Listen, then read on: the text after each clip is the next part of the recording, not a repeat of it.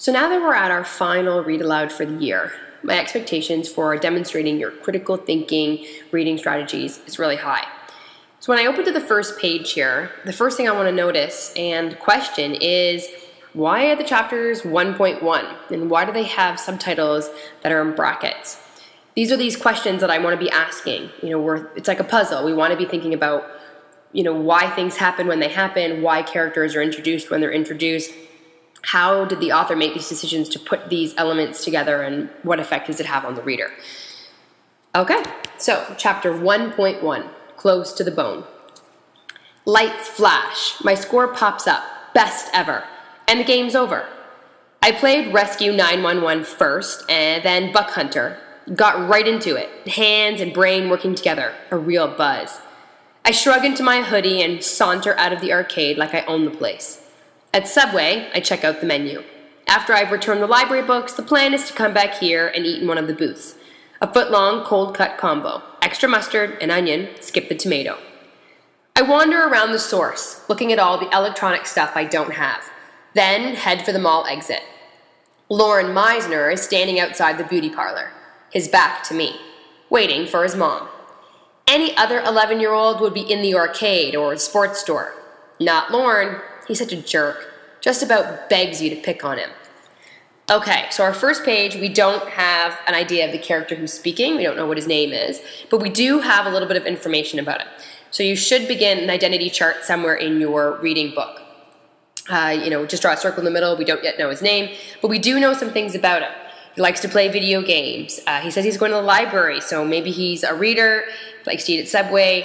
And if you think about, he's talking about this kid that he's might be picking on him, and we'll see. So continue to add things to your identity chart about this character throughout the text. Can't give him a wedgie at the mall. My sneakers quiet on the tile floor, I amble up behind him, dig my fingers deep into his shoulder and squeeze. The kid's nothing but bone and gristle. I say, innocent as can be, "Hey Lauren, how's it going?" "Good." He's trembling. "Only good?" I squeeze a little harder. "Real good?" He starts whimpering, so I let go. He scuttles into the beauty parlor. When I turn around, a jolt goes right through me. Pete McLennan, Floyd's boss, 5'7", is in his built-up heels, is stationed near the pet store, staring at me. He was brought in from Truro a year ago, after the previous manager retired. Ever since, it's been no fun living with Floyd, who'd obviously assumed he'd be the next boss. Floyd is my father. Right there's a clue. The character refers to his father as Floyd, and it's not his stepfather or anything like that. This is his natural father. So what does that tell us about their relationship? That should be added to his identity chart. As I pass Pete, I nod politely. Then I aim for the exit, trying to walk the way Floyd walks, like you've got the whole world by the tail and you're whipping it around your head. I cross the parking lot to Main Street. The GM dealership, where Floyd works, is on my left. I walk faster. The RCMP detachment is next, and the bakery. You can smell their chocolate chip cookies a block away.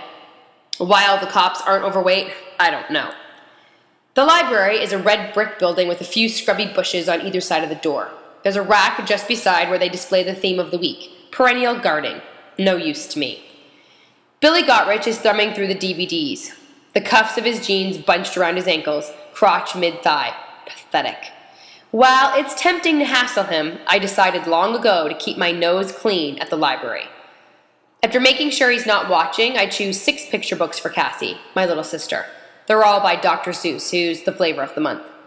3 books have come in for me. Travel books on the high Arctic and Mongolia, and an autobiography, as well as a couple of CDs, Metallica and AC/DC. The real bonus is a DVD of one of AC/DC's concerts.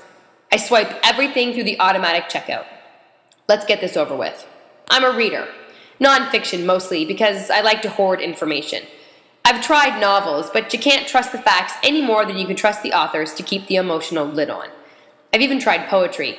Lids off and toss them in the air. That's what poetry's all about. Although I own an old-fashioned boombox with a CD player and an AM/FM radio.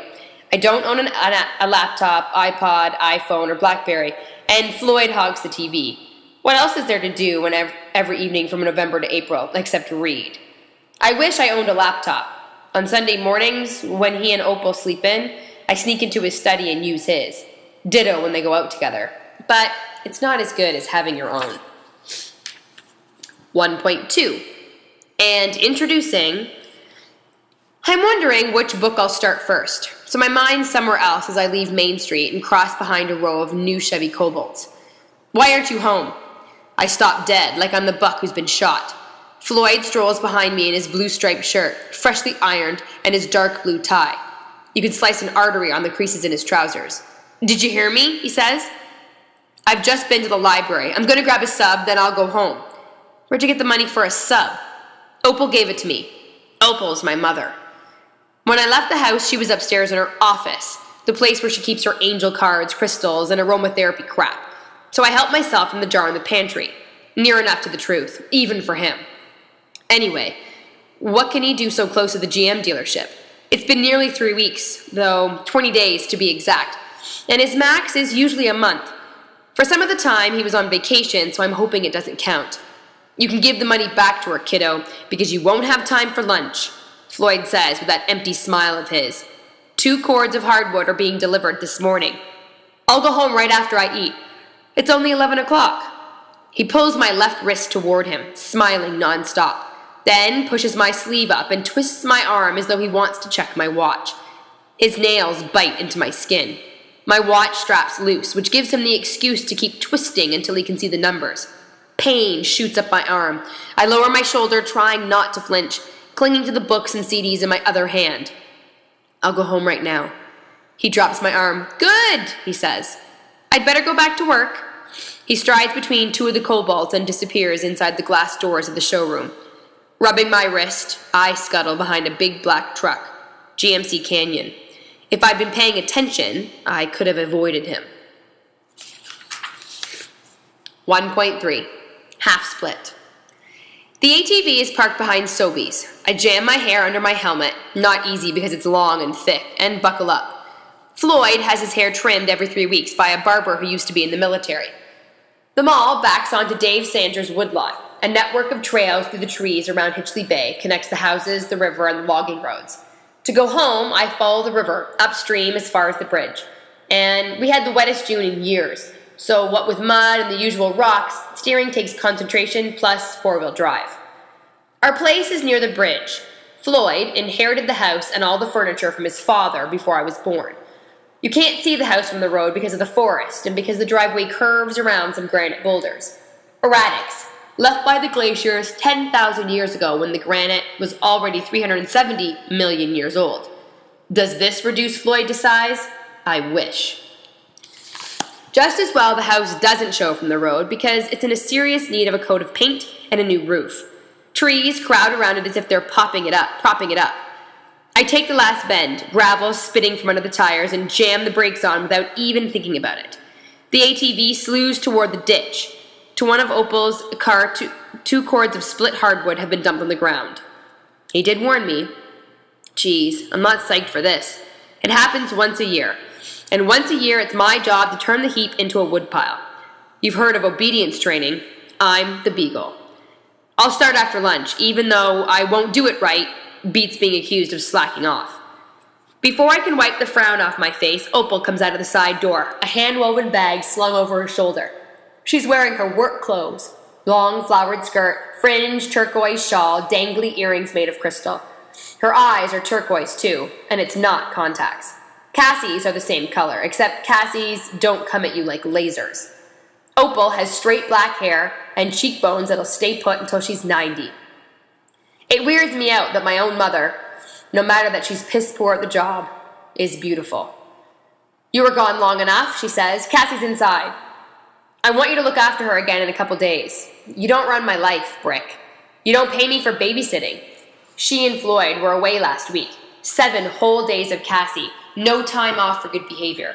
We put a roof over your head. Some roof, covered in moss with the gutters falling off. Exactly, she says with her feral smile. I can't possibly bring my clients here, which is why I need you to babysit. I'll be back by 4. She's a psychic healer, self-proclaimed. She brushes past me and climbs into her shiny new Malibu.